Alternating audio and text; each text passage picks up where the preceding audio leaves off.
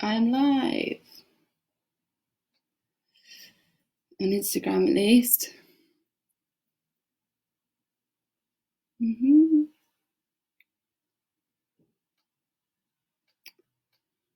Oh, some people are joining. Hello. Great. Well, hello everybody. I hope you can all hear and see me just fine. Thanks so much for coming and joining me today. I hope you've all had lovely Easter weekends. Sun was shining. It was a lovely, lovely weather, so that makes a difference. So to quickly introduce myself, my name is Rhiannon. I work for a theatre production company called Something for the Weekend. We are producers, general managers, and tour bookers, and we look after a variety of shows all around the year, but also a large part of our calendar year takes us up to Edinburgh Festival Fringe. My job at the company is marketing manager, and I've been going up to Edinburgh in August for a number of years now. So I started off, I'll tell you a bit about how I started out. So I actually started off as an actor. I trained at LAMDA, and then decided that I didn't want to go down the acting route, but I definitely still wanted to be involved in the, someone said they like my jumper, thank you very much, I'm a massive dog fan. Yes, so I decided I didn't want to go down the acting route, but still wanted to be involved in the creative industry. So I went up to Edinburgh in 2015 as an assistant for Adam Megiddo, who is a co-founder and director of Showstopper the Improvised Musical. He also does work with Mischief Theatre Company. He's written a book on improvisation and the rules of that, which is great. You should definitely have a read of it, amongst other things. So I was his assistant in Edinburgh in 2015. And whilst I was up there, I met Susanna Rosenthal, who is the managing director of Something for the Weekend, which is a company I work for now. And yes, met her in 2015, and then in 2016 I went up to Edinburgh again as her intern for Something for the Weekend. Had a brilliant time, learnt loads and loads and loads. Came back in autumn 2016 and she offered me a job, so I started off as marketing assistant for Something for the Weekend, moved up to marketing coordinator, and now I am marketing manager. So yes, unfortunately, obviously, it's looking like Edinburgh isn't going to happen this year, but I don't think that means you can stop thinking about the year ahead and what's going to come in the next Edinburghs. It's always time to work on shows and scripts and also marketing campaigns. So I thought I would start things off. Has anybody got any questions for me? Trying to keep an eye on both Facebook and Instagram. Any questions? Ooh.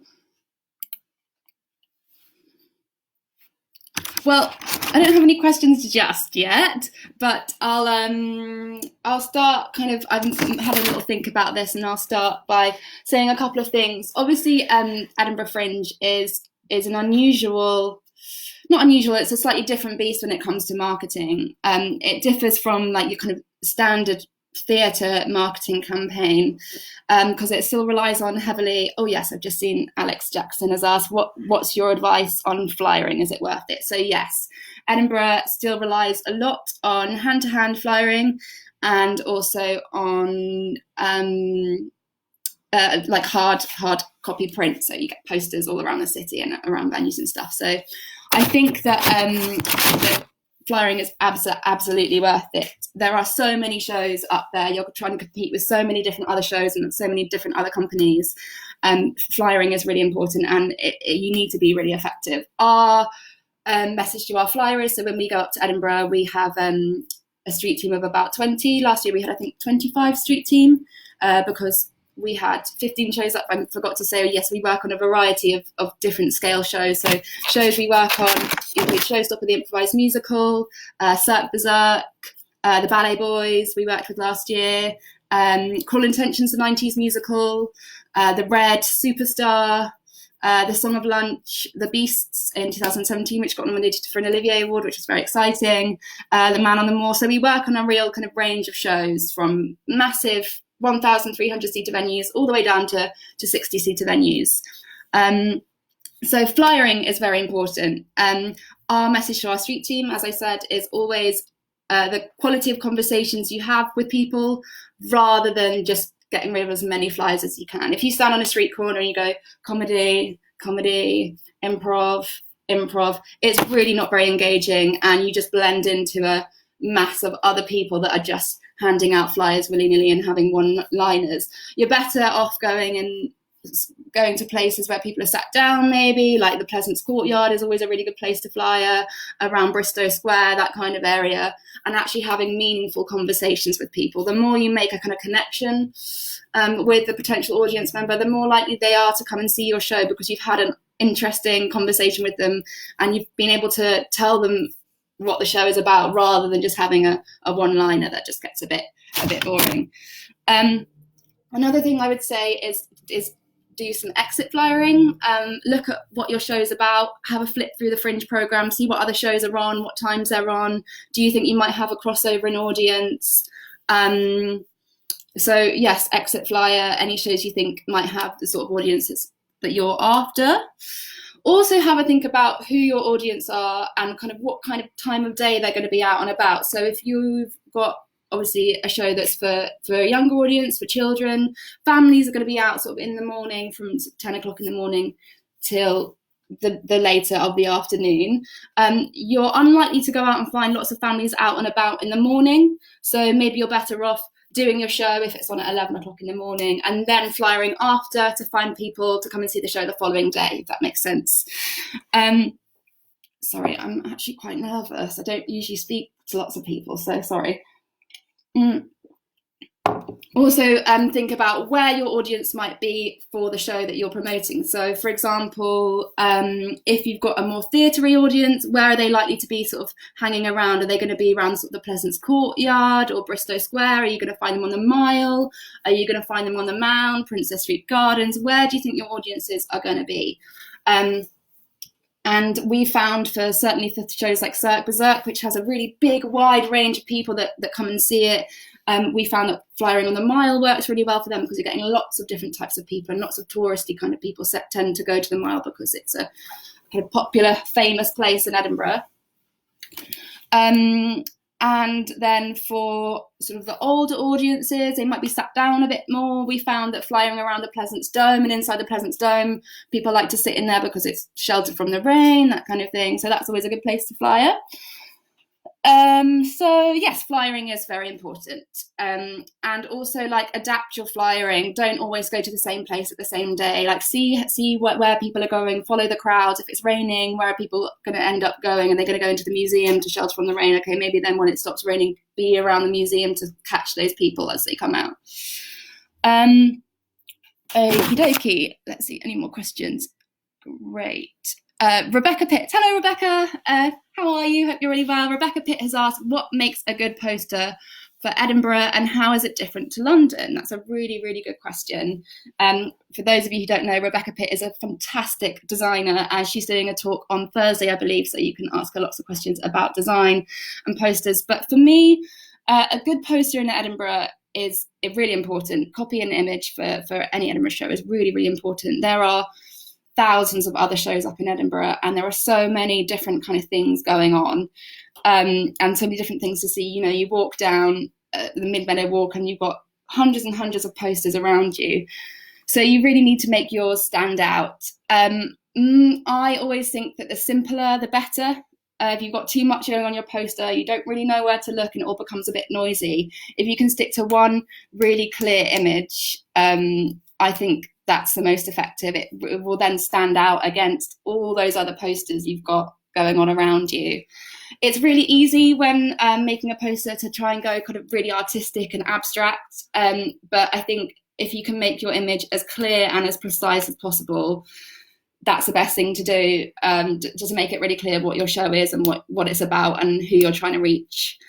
And how is it different to London? I suppose it's different to London because in London there are fewer posters to look at. Obviously, when you're on the tube and out and about, you'll see adverts for shows all the time, but there aren't as many as there are in Edinburgh. In Edinburgh, you're just competing against so many different people. So yes, keep it clear, keep it clean, keep it unfussy, and just make sure that you're getting your key points across. Your image, what's the show about, who are you trying to target, the name, who's it by, and then any other information you need to include on there, like venue, time, and all of that. But don't add unnecessary clutter. You don't need to list all of the creative team on the front of your poster. You can do that on your flyer back or on your free sheet if you decide to do that. But yeah, keep your main image as clear and as clean as possible. Any other questions? Hi, Adam. So Emma has asked, do you have any tips on cutting through all of the noise during the Fringe? So many shows, so lots of choice for people. That is true, yes. Edinburgh is a very saturated market and everybody is fighting to get their voices heard. I don't know if there's like a right or wrong answer to do this, to make your voice heard. I guess your campaign and how you decide to spend your money and where you decide to shout about your show. Obviously, like I said, Edinburgh relies a lot on print and digital, print and hand-to-hand, but also on digital as well. If your budget is small, maybe focus more on the digital and get your point across there. You can do advertising on edfringe.com. You can do leaderboards and MPUs, and I think that's a really great way to spend money if you have it. If you do want to do outdoor posters with out of hand, absolutely. My advice with that is always, if you don't have a massive budget, spend the budget that you do have on a few key 4-sheet posters in like key areas. If you've got a 4-sheet on Mid Meadow Walk, if you've got a 4-sheet on Bristow Square, if you've got a 4-sheet near Potter Row, if you've got a 4-sheet on North Bridge or South Bridge, they're really key areas where people are going to be walking past. If people see 4 of your big, lovely A4 posters, they're going to remember your show. If you spend that money that you might have spent on 4 sheets, instead you spend that on more sort of little posters on lamppost wraps, people aren't going to see that as much. It's going to get lost. So I hope that makes sense. Yes, getting your voice heard. And again, yeah, digital, do some advertising on edfringe.com. And yeah, think about what channels you're going to use to advertise your show. If you've got a new show and you're a new company, it's worth thinking about, okay, I've got this new show. Am I going to set up a Facebook page and a Twitter account for the show? Will I have enough time to build enough of a following before I get to Edinburgh to tell everybody about this show? It is quite difficult to do that, to build up a big enough following. So I would say maybe set up a Facebook group, a Facebook page and a Twitter page and an Instagram page for your theatre company, so that if you end up taking the show onwards, you can continue to use that. But if you carry on as a company, but not with the show that you took up, you've still got a platform and people to talk to, but you're not just letting a Facebook or Twitter account just become a thing for a month and then die. Does that make sense? I'm still a bit nervous. Somebody has said, how much marketing would you do pre-Fringe to build anticipation? That's a really good question as well. So you've got to kind of think about when the Fringe programme lands. That's kind of, I think, the time that people really start to think about Edinburgh and start thinking, okay, what am I going to go and see? And they go through and they circle all the shows they want to see and that kind of thing. There are shows, punters, but before that, but we tend to find that once the Fringe programme has landed, that's when people really start to think ahead about the Fringe. So from that point onwards, I would say, so that's usually around June time, but obviously you want to be planning from before then, because you'll have your image and your copy and stuff sorted for the on sales and the registrations. But for your actual active campaign, I would say from May, June. So that's when you can start looking at advertising on edfringe.com. You can look at having a leaderboard or an MPU. That's when you can start kind of to build the chatter on your social accounts, on your Facebooks, your Twitters, your Instagrams. You can start creating content. It's always really great to have content that isn't just buy tickets. You know, you can do sort of some behind the scenes stuff. You could make some meet the cast kind of top trumps cards. You could film sort of fast forward a footage of a rehearsal.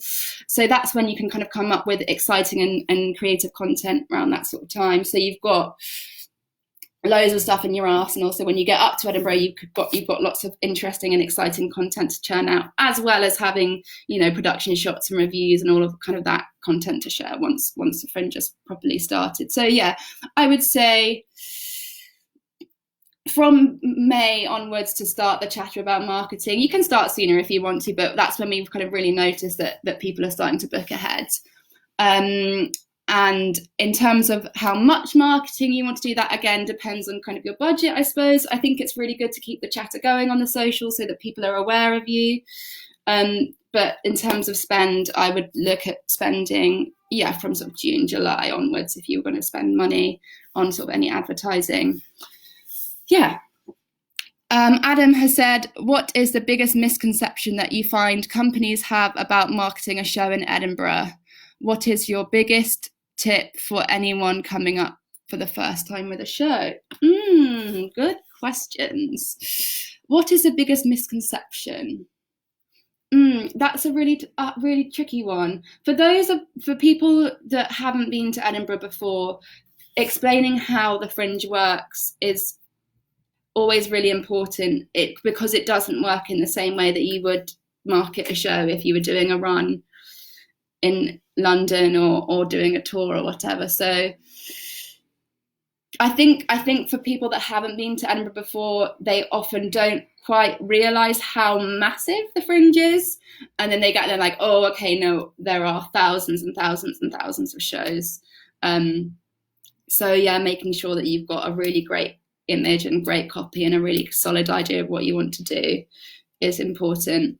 And that ties in with what my biggest tip is for anyone coming for the first time with a show is, it can be really scary and it can be really daunting, but as long as you've got a show that you're really happy with, you've got fantastic copy and you've got a great image, that's a really good place to be. So just try and focus on what you're doing and try not to listen to the thousands of other voices and thousands of other shows that are going up, if that makes sense. Somebody has said, what average percentage of my budget should go on marketing? I think that marketing is very important. Obviously, as a marketing manager, you can't get an audience if you don't sell your show. It depends how big your budget is, I suppose. But I think that you should allow a good chunk for marketing. You're gonna have to have some flyers for your street team to hand out, or you in the cast or company to hand out. You're gonna have to have some posters for the venues. The venues will ask for posters so that they can stick them up around the venues. You're going to have an image. So it's good to have some money for your marketing budget. I would also recommend having some extra, if you can afford to, for digital advertising, but you don't have to have a massive marketing budget for your show to do well. That's something I haven't said yet. You don't have to spend loads and loads of money to have a good show and a good campaign. Trying to think of an example of this. We took a show up 3 years ago. It was a one-man show in a 60-seater venue in Underbelly. It didn't have a massive marketing campaign, massive marketing budget, but it sold fantastically well. It did really well. It got fantastic reviews. And I think that's down to a strong image, good copy, brilliant show, fantastic street team, and word of mouth just spreading really well, if that makes sense. Nick Rutter has asked, what is a 4-sheet? Good question, Nick. So Edinburgh, in case you haven't been before, during the festival has loads of poster sites around the city. They're booked via a company called Out of Hand. And 4 sheets are big posters, maybe, I'm trying to think about what size they are, but they're like 4 A1s stuck together. And they're big posters, so you can get varying sizes of posters during the festival. So you can get lamppost wraps, 4 sheets, festival towers, railing boards, double crowns, quads, A1 triangles, a whole range of different poster sizes for outdoor advertising. And if you want to find out more about that, if you head over to Out of Hand, their website, you can read up all about that and see examples and that kind of thing. And if you look on Facebook, Bex Pick can give you the exact dimensions. Thank you, Bex. Alex has asked, what is the most environmentally sustainable printing method if you do have posters and flyers? So great question. When you do your print run, there are options, and you can get posters and flyers printed onto recyclable materials with environmentally friendly ink. So it's always worth having a look and doing your research on what printing companies can offer that. Also, at the end of the festival, the Fringe always send out a really handy list of where you can take print to be recycled. They have a big centre, and you can go and take all of your flyers and stuff there to be recycled. Budget-wise, how do you balance marketing and PR, and which is more important?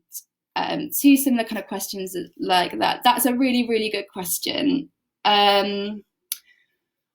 It depends what you want to get from the Fringe. I don't think that having a PR is absolutely necessary. It's an expensive thing to do sometimes, but also really beneficial. Having said that, if you have got somebody in your company that has the time to send a press release out and speak and attend the Fringe hold meet the press day, so you can go and meet different people from the press, then yeah, you can absolutely do it yourself. I have friends that have done shows before where they've got great reviews and great coverage by just doing it all themselves. But also you can do PR as well. You can hire an external PR as well. I guess it depends what you want to get from the Fringe. If you want to come back from the Fringe with a load of stars and a load of great reviews, then I would say yes, do you get a PR?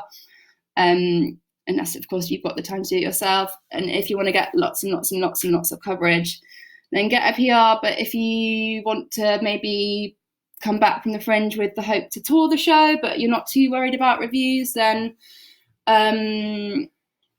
I wouldn't worry so much about getting a PR. I'm just thinking, actually, there's a brilliant guy called David William Bryan who's done a couple of shows at the Fringe now. One called The Fragility of Man and the other called In Loyal Company. And he didn't have a PR last year. He's always really happy to talk to people, so always worth checking him out and asking him questions on how he found having a PR one year and not having a PR the next year. But yes, in answer to Charlie's question, you can do press yourself, but obviously a PR company will have the contacts and the kind of reach more readily available. Does that make sense? But I think they're both important. Copywriting seems to be a bit of a shadowy, dark art. Many don't know about it until they need copy for something. What advice would you have for absolute beginners? Yeah, so copywriting, I've mentioned lots of times on this chat, copy is really important. You have 40 words to go in the Fringe program and 100 words to go on the Fringe website to sell your show. So I think my advice to copywriters for beginners is you want to keep it short, obviously. You want to keep it snappy. You want to grab people's attention straight away. Don't try and get too bogged down in the narrative of the show. You want to use keywords that are going to pull people in, so people are going to read it and they're going to think, okay, it's going to be funny, or it's going to be dark, or it's going to be entertaining, or it's going to be that kind of thing. So you want to think about who do you want to come and see your show. People will be rifling through the Fringe program and you'll think, okay, people are going to be looking for comedy, so you want to really shout that your show's a comedy or your show's a serious drama. My advice would be keep it short, keep it snappy. Don't get bogged down in like the narrative of your show or like the story of your show. Tell the reader kind of what they might expect to see from the show and some keywords as to why they should come and see the show. Does that make sense? Did that answer your question, Nick? I hope so. I'm not making much sense anymore.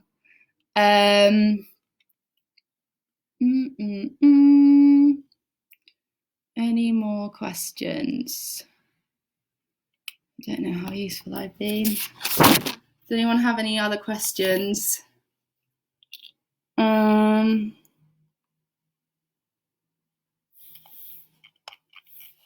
I don't know if anyone's got any other questions. I hope this has been useful. Sorry if I've been a bit rambly. But yeah, if you've got any questions, do email me. My email is rhiannon@sftw.info. Oh, somebody has told me that there are some more on Instagram. I'm gonna zoom up.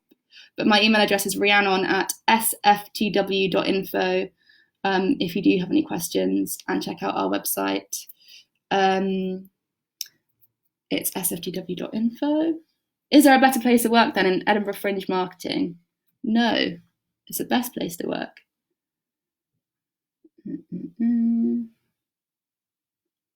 Sorry, that's a very flattering angle.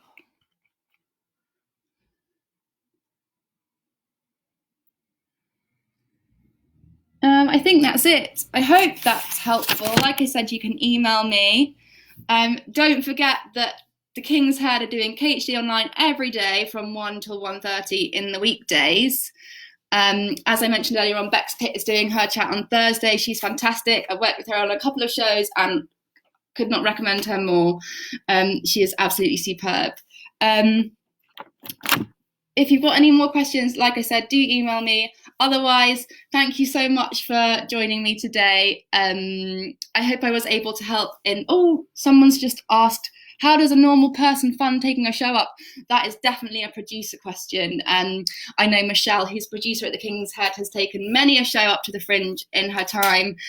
So she will be able to help you with that one. And I'm sure she would be more than happy to. Yes. Thank you so much for all of your questions, and have a lovely rest of your day. Bye.